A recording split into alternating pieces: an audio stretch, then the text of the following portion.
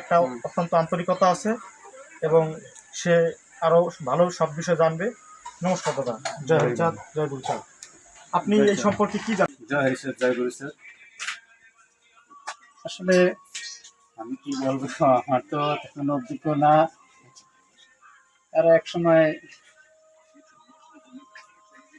এই সবাই এই আগে যে দর্শনে ছিল, মত দর্শনে ছিল সবাই, কিন্তু সংস্কারে কেউই ছিল না। আগের নিয়মেই সবাই ছিল। পর্যায়ক্রমে আমাদের ঠাকুরই সব কিছু করেছেন।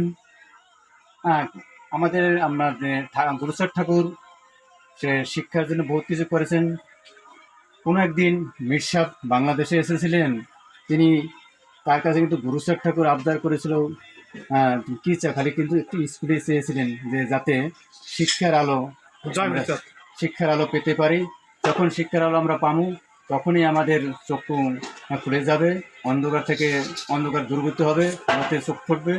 যার কারণে আমরা যখন আমরা সুশিক্ষা শিক্ষিত হয়েছি, জানতে পেরেছি আসলে আমরা আগে আমাদের এক পৈতৃক ব্রাহ্মণ তারা তাদের জালে আটকে রেখেছেন। এখন আমরা বুঝতে পারলাম বা জানতে পারলাম যে আসলে তারা আমাদের যে কাজ করেছে সব ভুল। আমাদের গুরুচাঁদ ঠাকুর যে আদর্শ দিয়েছেন সেই আদর্শ পালনের জন্য আমরা আস্তে আস্তে চেষ্টা চালিয়ে যাচ্ছি, যাতে করে এই সংস্কারে যখন আমরা প্রথমে নামলাম তখন বহুত দাঁত প্রতিঘাত খেতে হয়েছে। এমনকি সমাজ থেকে বিতাড়িতও হতে হয়েছে, নাকি সমাজ থেকে বাদ দেওয়া হয়েছে? কোনো সমাজ থেকে বাদ দেওয়া হয়েছে। এখন কি আপনারা সেই সমাজে, যে সমাজ থেকে আপনাদের বাদ দিয়েছিল, সেই সমাজের ভেতরে অন্তর্ভুক্ত আছেন, নাকি আপনারা এই হরিচাঁদ গুরুচাঁদ ঠাকুরের আদর্শ নিয়ে আপনারা সেই মতাদর্শে চলতেছেন? এই বিষয়ে আমরা গুরুচাঁদের আদর্শ মতো যে চলতে এসেছি। আমরা তখন কিন্তু প্রতি গ্রামে 2-1 জন করে লোক ছিল।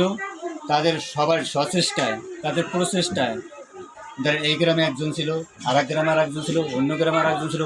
এই 5 গ্রামে 5 জন মিলে আমরা একটা মতুয়া সমাজ।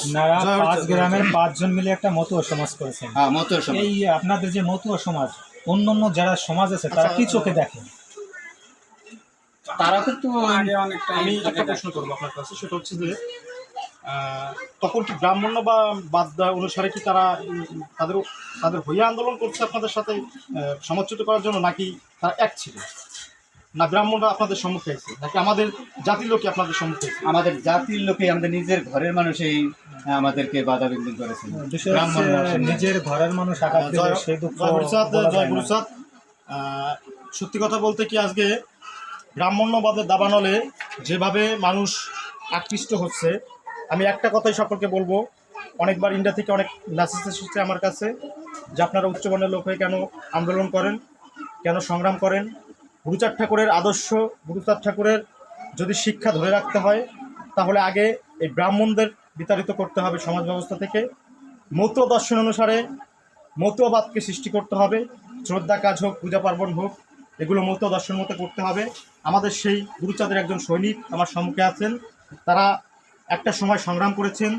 আজকে তথ্য প্রযুক্তির যুগে এসে, আধুনিক মডার্ন যুগে এসে আমরা ইলেকট্রনিক মিডিয়ার মাধ্যমে যে মেসেজগুলো আপনাদের কাছে দিতে চাই, সেটা হচ্ছে ব্রাহ্মণ্যবাদ থেকে সকলকে দূরে থাকতে হবে। শাস্ত্র অনুযায়ী ব্রাহ্মণের দশা সম্পর্কে যদি বলতে হয়, তাহলে ব্রাহ্মণের দশা হচ্ছে 10 দিন।